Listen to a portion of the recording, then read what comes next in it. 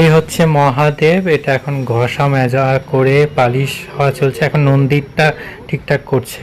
এটা হচ্ছে বিল, একদম পাকা বিল, জিএসটি দেয়া একদম পাকা বিল। আমার অ্যামাউন্ট যেটা হচ্ছে দেখতে পাচ্ছ, দুটো মিলিয়ে জোড়াসাঁকো, রবীন্দ্রনাথের জোড়াসাঁকো। কি ছিল কি হয়ে যাচ্ছে, প্রথমে কিন্তু এরকমই থাকে, এরকম একটা বেরঙিন।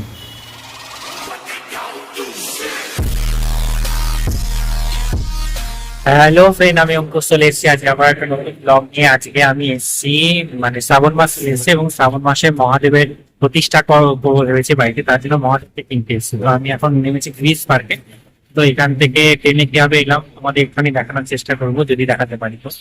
আর তারপরে এখন গ্রিস পার্কে নেমেছি, এবার এখান থেকে যাবো দেখি এখানে নাকি ভালো ভালো শিবলিঙ্গ পাওয়া যায়, তো তার জন্য এসেছি।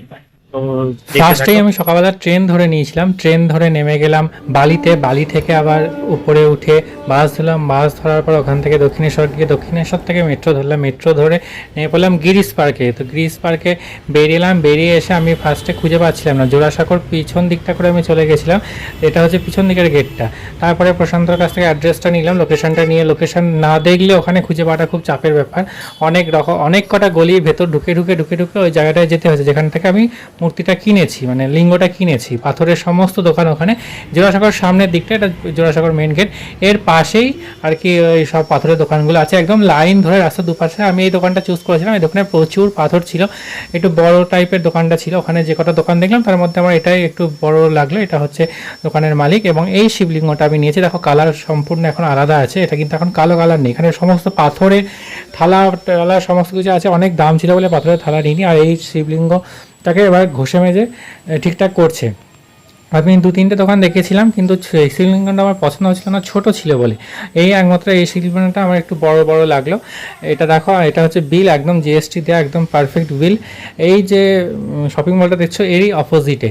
তো আমি যে কটা শিবলিঙ্গ দেখেছি ছোট ছোট ছিল, আমি ছোটোর মধ্যেই নিতে হবে, 8 ইঞ্চির উপরে তো নেওয়া যাবে না। তো এই শিবলিঙ্গটা একমাত্র 7 ইঞ্চি ছিল এবং প্রাইসটা আমার ঠিকঠাক লাগলো।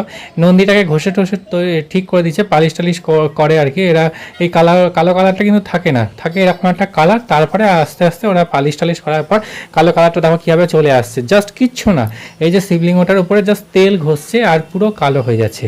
তো আমরা যেটা দেখি সেটা এইরকমই থাকে ফার্স্টে আর কি। তো একদম সামনে থেকে দেখতে পেলাম। শিবলিঙ্গ হয়ে যাওয়ার পর নন্দীটাকে করে দিল পুরো কালো। নন্দীটা পুরোপুরি কালো হয়নি, বাড়িতে এসে আমার ছেলে আবার তেল ফেল মাখিয়ে রেখে দিয়েছিল, নন্দীটা কেন কালো হচ্ছে না। তো যাই হোক, ওর তেল মাখানোর জন্য পুরো কালো হয়ে গেছিলো। তো এইভাবেই আমি গিয়েছিলাম এবং ওইটা নিয়েই আমি আবার ফিরে চলে এসেছিলাম, যে পদ্ধতিতে গেছি সেই পদ্ধতিতে। তো তোমাদের কেমন লাগলো পুরো পুজোটা তোমাদের পরের পার্টে দেখাচ্ছি, পুরোটাই তোমাদের সম্পূর্ণটাই দেখাবো। তো এখন বাড়ি যাচ্ছি, আজকের মতো টাটা, আবার নেক্সট ব্লগে দেখা হচ্ছে।